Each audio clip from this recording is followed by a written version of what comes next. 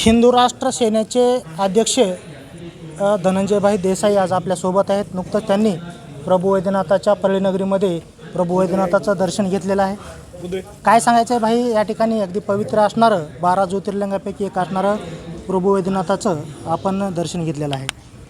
आज आपल्या भारतीय आणि खगोलीय भूगोलीय खरोखर तांत्रिकदृष्ट्या शास्त्रीयदृष्ट्या जे सृष्टीचं नववर्ष आहे त्या पहिल्या पर्वामध्ये चैत्राच्या प्रदोष दिवशी मी दर्शन घेतलेलं आहे। आज 12 ज्योतिर्लिंगांचं दर्शन झालेलं आहे। इतकं प्रभाव ह्या परळी वैजनाथाचा परमेश्वराचा आहे। मी खूप धन्यवाद देतो इथल्या सगळ्या समाजाला।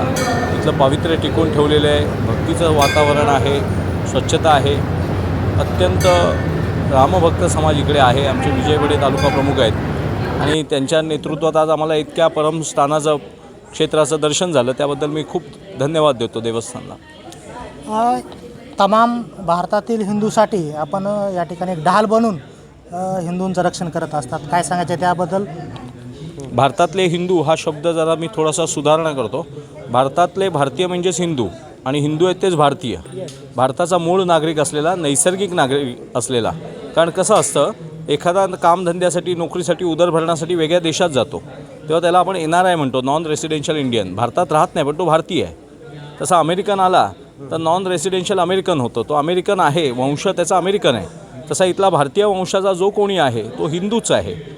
आता भारतामध्ये राहून भारतविरोधी कारवाया करणारे भारताचे शत्रू हे भारतीय विदेशी सत्तांना सहकार्य करत असतात। आता आम्ही हा विषय परळी वैजनाथाच्या साक्षीने एक शिरसाळा नावाचा आपला जो भाग आहे तिथे रामनवमीचा वाद निर्माण झालेला आहे। परळी वैजनाथाच्या भूमीमध्ये रामभक्तीला नियमांच्या बंधनामध्ये बांधलं जातं आहे। खोटी आचारसंहिता निर्माण केली जाते। काही दुष्टांच्या भावना दुखावतील। भावना कोणाच्या दुखावणार आहेत? भारतामध्ये भारतीयांचे उत्सव साजरे करायचे नाही तर काय अरबांचे करायचे का, तुर्कांचे करायचे का? आज अरबांचे तुर्कांचे उकिरड्यावर बाटलेली काही लोक भारताचं धर्मांतरण करण्याची षडयंत्र करत आहेत आणि ते भारतातल्या भारतीय उत्सवांना वादाच्या भोवऱ्यात आणण्याचा प्रयत्न करत आहेत। तर मी परमेश्वराच्या साक्षीने इथल्या शासनाला आणि प्रशासनाला सांगतो की आता नरेंद्र मोदींसारख्या महापुरुषाची केंद्रीय सत्ता आहे, योगी आदित्यनाथांसारख्या महापुरुषाची सत्ता आहे, अमित शहांसारख्या लोहपुरुषाची सत्ता आहे, देवेंद्र फडणवीसांसारख्या, एकनाथराव शिंदेंसारख्या धर्मनिष्ठ भारतीय लोकांची सत्ता आहे। तर भारतीय लोकांची, पूर्वी भारतीय वाटणाऱ्या पण अभारतीय विचारसरणीने झपाटलेली काही लोक राजसत्तेत होती, पण आता भारतीयांनी ते राजसत्ता पायदळी घेऊन धर्मसत्ता राजसत्तेत बसवलेली आहे। तर त्यावेळेला इथल्या स्थानिक शासन प्रशासनाने एक लक्षात ठेवलं पाहिजे की रामनवमीला कुठच्याही ओंगळ नियमांमध्ये बसवण्याचा फाजीलपणा इथल्या शासनाने करू नये, प्रशासनाने करू नये। रामनवमी भारतामध्ये कुठच्या गल्लीबोळातून जाणार, सगळ्या धमन्यांमधून रक्त धावतं, सगळ्या धमन्यांमधून जेव्हा रक्त धावतं तेव्हा शरीर निरोगी राहतं। रामभक्ती देशातल्या सर्व गल्लीबोळांमधून गाव कुचावर धावणार, कुळाकुळात मुळात प्रत्येक गर्भात आईच्या रामनवमी साजरी होणार, तेव्हाच रामभक्त जन्माला येणार।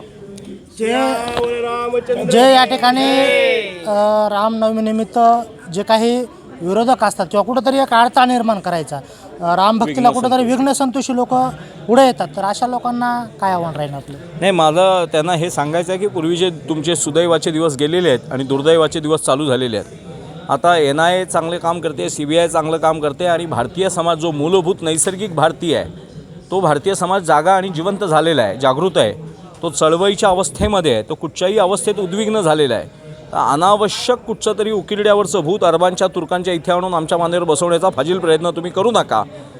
तुम्ही आमच्याच कुळाचे वंशाचे बाटवले गेलेले बाडगे आहात। तुम्ही आपल्या मूळ रक्ताकडे पुन्हा या, घर वापसी करा।